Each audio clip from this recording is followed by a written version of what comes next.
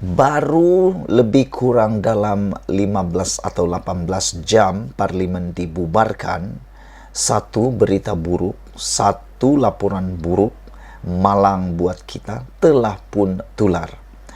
Apabila dalam laporan ini mengatakan Zahid akan menjadi Perdana Menteri yang ke-10, Najib Perdana Menteri yang ke-11, itu persoalan ahli parlimen.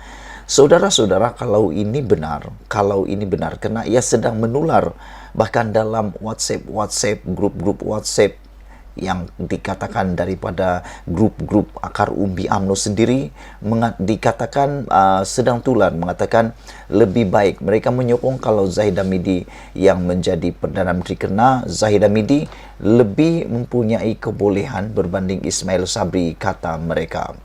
Saudara-saudara, kalau benarlah Zahid Hamidi akan menjadi Perdana Menteri yang ke-10 dan Najib yang ke-11, aku fikir ini akan membuatkan Ismail Sabri Yaakob menyesal kerana membubarkan parlimen. Persoalannya, adakah selepas mendengar desas-desus ini dalam grup-grup WhatsApp mereka, Ismail Sabri menyesal membubarkan parlimen? Adakah itu akan berlaku? Saudara-saudara, semalam sebuah parti Barisan Nasional dikatakan berazam untuk membebaskan bekas Perdana Menteri Najib Razak dari pemenjaraan. Walaupun Presiden parti berkenan mengeluarkan penafian, tidak ada sebarang ragu-ragu bahawa cita-cita ini adalah salah satu objektif tersurat atau tersirat UMNO dan Barisan Nasional dalam pilihan raya umum ke-15.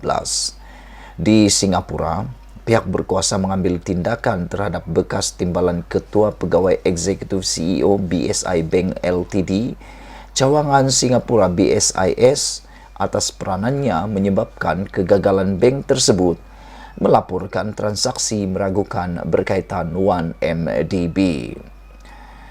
Raj Sriram, bekas pengerusi cabang perbankan pribadi BSIS, diberikan amaran bersyarat 24 bulan oleh Jabatan Hal Ehwal Komersial Polis Singapura dan perintah larangan PO selama 10 tahun dari Monetary Authority of Singapore MAS. BSIS yang Sriram merupakan timbalan CEO dan ketua perbankan pribadi merupakan salah satu saluran utama dana tercemar dari 1MDB, kata Timbalan Pengarah Urusan Pengawasan Kewangan MAS, Ho He Hin. MAS menarik semula lesen BSIS pada bulan Mei 2016 kerana pelanggaran syarat-syarat pengubahan wang haram atau pendanaan keganasan yang serius dan berulang. Sekurang-kurangnya 10 negara telah mengambil tindakan terhadap skandal 1MDB.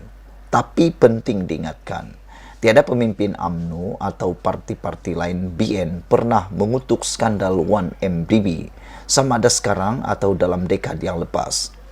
Sementara salah satu cita-cita tersurat dan tersirat UMNO dan BN dalam PRU 15 adalah untuk membebaskan Najib Razak dan protagonis lain dalam skandal 1MDB daripada liability jenayah mereka. UMNO maupun parti-parti BN tidak peduli yang Malaysia dikenali di seluruh dunia sebagai negara kleptokrasi akibat skandal 1MDB. Persoalan penting yang mesti ditanyakan rakyat Malaysia, adakah PRU ini satu usaha untuk membebaskan Najib? Saya ulang sekali lagi soalan ini. Persoalan penting yang mesti ditanyakan rakyat Malaysia ialah, adakah PRU 15 ini satu usaha untuk membebaskan Najib atau membebaskan rakyat daripada kemiskinan, eksploitasi, ketidaksamaan dan ketidakadilan, dan meletakkan Malaysia sebagai negara maju yang hebat dan bertaraf dunia? PRU 15 akan menentukan siapa Perdana Menteri ke-10. Pengurusi Pakatan Harapan PH yang merupakan calon Perdana Menteri Anwar Ibrahim menyeru pengundi membetulkan kerosakan yang ditinggalkan selepas 65 tahun pembinaan negara, mendapatkan semula negara daripada dua kerajaan pintu belakang dan berjuang demi masa hadapan yang mampan, makmur dan peduli rakyat. Perdana Menteri tak cakap benar. Perdana Menteri Ismail Sabri Yaakob tidak bercakap benar apabila dia mendakwa dalam siaran langsungnya semalam bahawa negara kita diiktiraf yang terbaik di Asia Tenggara dalam menguruskan pandemik COVID-19. Bagaimanakah dia boleh membuat dakwaan sebegini sedangkan kita mencatatkan kadar kematian per sejuta penduduk yang paling tinggi dalam kalangan negara ASEAN.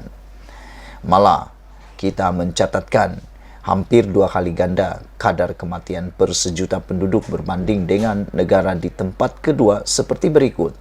Malaysia 1097, Indonesia 567,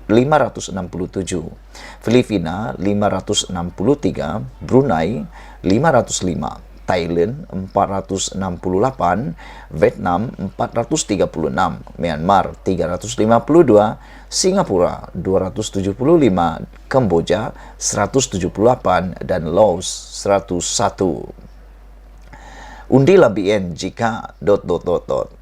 Adakah Malaysia akan mendapat Presiden UMNO Ahmad Zahid Hamidi sebagai Perdana Menteri yang ke-10? Adakah Najib Razak akan kembali sebagai Perdana Menteri yang ke-11?